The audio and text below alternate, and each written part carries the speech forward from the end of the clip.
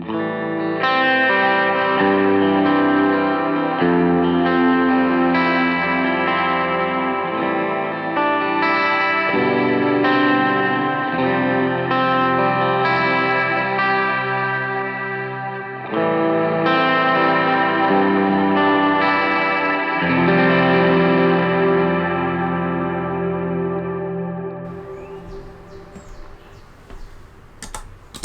people, welcome to the 2025 board overview. So, alright, going through everything.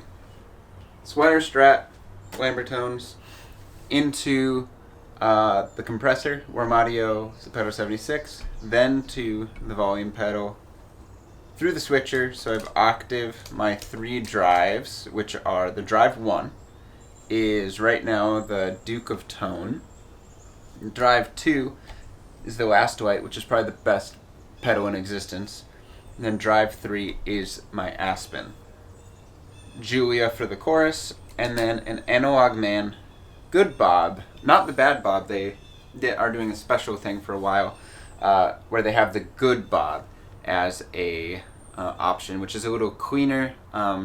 It's just more straight up boost. Then post-boost, it goes into the LVX, Mercury X, through the Tonexes, through the DISO Plus, the DISO XL actually, under the board, and then out the XLRs to the interface. So, I'm going to go through everything and kind of some strategy as well. I'll go through the bottom row first, and then talk about some of the strategies I have for getting nice wide tones that are still clear enough to be heard, and stuff doesn't cover itself up. So when we're looking just pure clean tone, nothing at all, is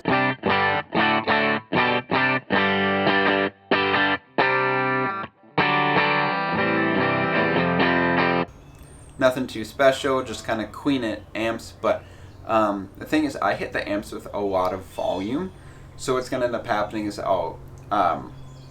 they're not that loud. They're actually pure clean with compressor up.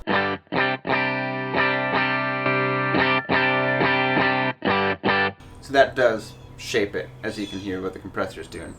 So the sub and up is my oldest pedal on here by far, because I found this one octave that's supposed to imitate a baritone guitar. But the thing is that I really like it as that, and I've tried other pedals and I just come back to that setting. It sounds better with drive on, but just by itself. You can crank that sub up and get like, and with drive that sounds pretty huge.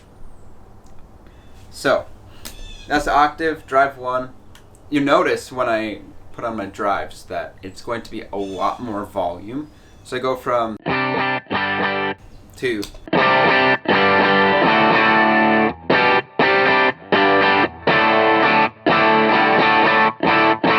So obviously big jump in volume.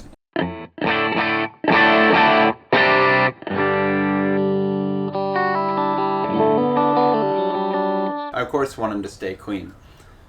Both drive 1 and drive 2, I want to be able to like clean up really well.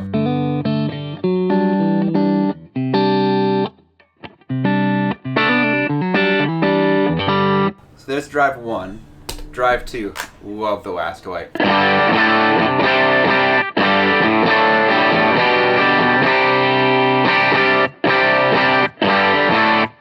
That pedal is amazing. I don't know if it'll ever leave.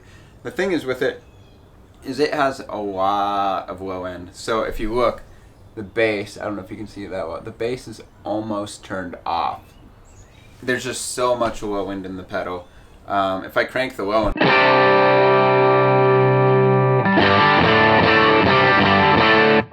it's pretty crazy. So I want to keep that low end pretty tamed.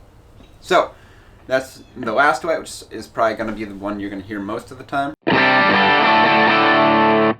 And then drive 3 is the case study Aspen. Much tighter, focused, pushed in that higher mid-range. There's a lot more sort of upper mid punch to it, and that's like really good for compared to it's more saturated in that upper mid-range area, which of course works really well for leads, which is why it's drive 3. We drive 2 on for the next couple of things. My chorus, Julia.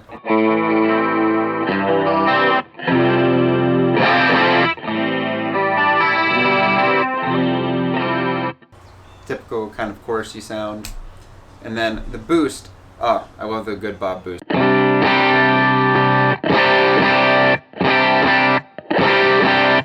Nothing crazy, but like when I'm on drive 3, listen to the top end. It like opens and clears it out, so it's like clearer, fuller, and it works really well for that lead boost thing. So I should love the Lastlight. Okay, so LVX. You can do a lot of crazy things with it, including being a tuner. So that's actually where I tune, is through my LVX. So I have my 1, 2, and 3. They get a little more crazy with each. So like, that's 1. I'm going to go a little faster.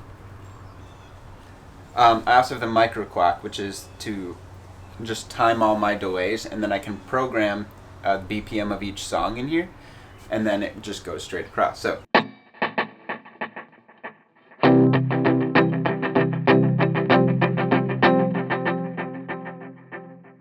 you can hear that's kind of a modulated delay. Just simple dotted eighth on quarter note delay. Nothing too crazy with this one. This is just a really good standard tape delay using the magnetic algorithm. Now, here's where it starts getting interesting. This is a weird kind of stereo delay. I forgot what even setting it is, but then this is the one I actually end up using for like dotted eighth type stuff more often.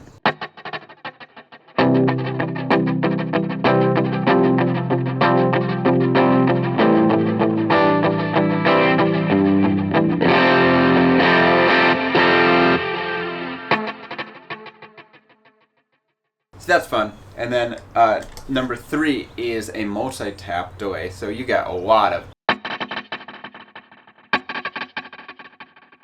Now I find that really, really useful actually for leady stuff, to fill up, and it widens your space without going crazy. So like,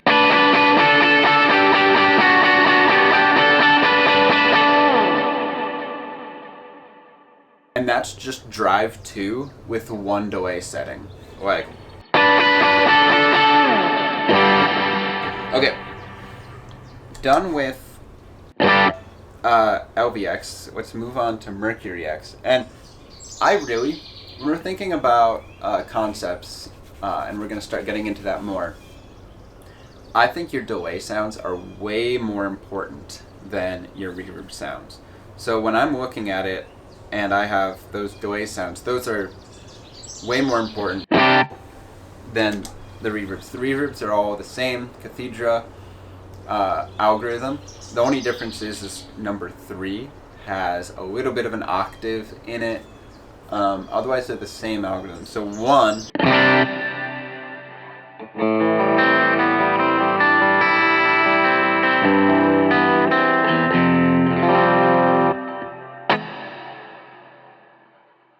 2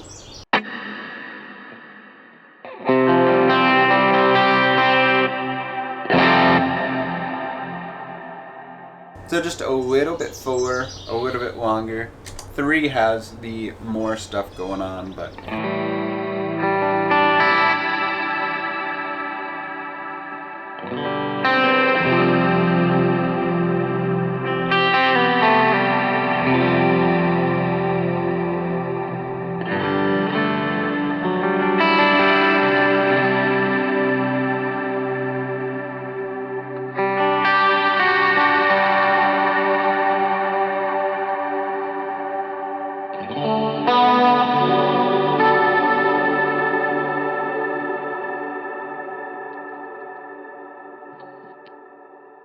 So that kind of gives you an idea of what's going on there.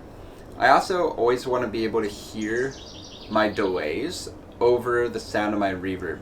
So if your delays are hitting and you turn on your reverb, I still want to be able to hear the delay on top of it, because a lot of the time what can happen is people turn their reverb up so much that you're not hearing that anymore. Because like if I even go to number 3, I should. Let's hope this works.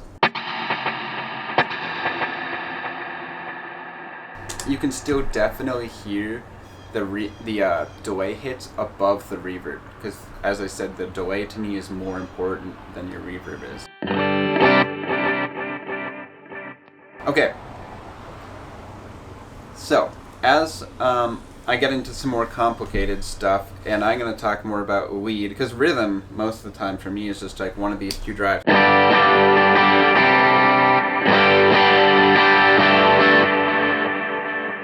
I love that Lastlight. But, so lead is honestly like a number 3, maybe a second reverb. So I'm going to do some lead. So like if I do a classic one, which is great as is, but if I add a little boost onto it, you'll hear the difference.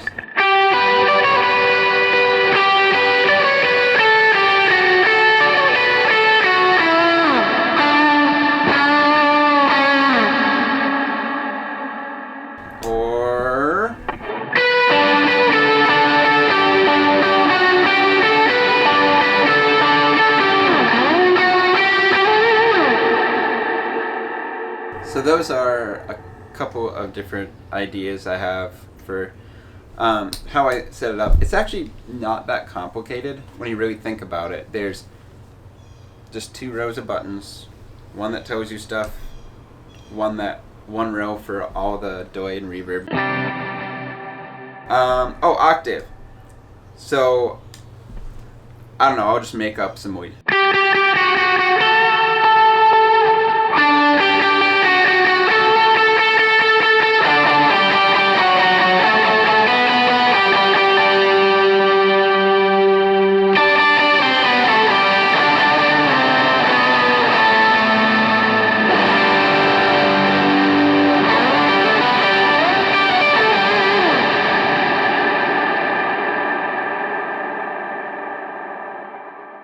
So that's kind of an idea of how I want to run this thing.